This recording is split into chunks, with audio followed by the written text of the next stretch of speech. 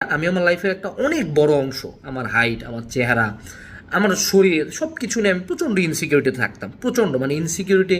আমার একটা সময় ব্রণ ছিল, এত বড় বড় বড় বড় ব্রণ, মুখ ভর্তি। তো এটার কারণে আমি লিটারালি 3 বছর বাড়ি থেকেও বের হই নাই, এরকম একটা অবস্থা ছিল। তো আমার বাপ বলতে যে আরে পুরুষ মানুষের চেহারা লাগে না, ছেলে মানুষের কিসের চেহারা, চেহারা লাগে না, চেহারা লাইফে ওরকম একটা ইম্পর্টেন্ট না। পুরুষ মানুষের শিক্ষা ইম্পর্টেন্ট, ক্যারিয়ার ইম্পর্টেন্ট, টাকা পয়সা ইম্পর্টেন্ট। তখন মনে হচ্ছে কেন চেহারা লাগবে না, চেহারাই আসল।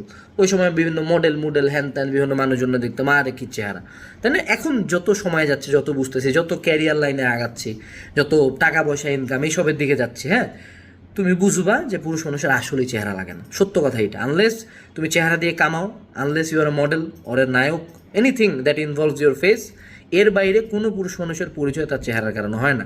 ঠিক আছে? দুনিয়া কন্ট্রোলে কোনো দিন কোনো সুন্দর পুরুষ মানুষ নেই, unless he has other qualities. ঠিক আছে?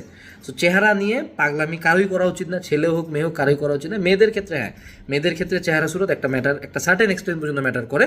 কিন্তু পুরুষ মানুষের ক্ষেত্রে তোমার the only thing you should focus on শুরু থেকে, সেটা হলো ক্যারিয়ার। ওকে?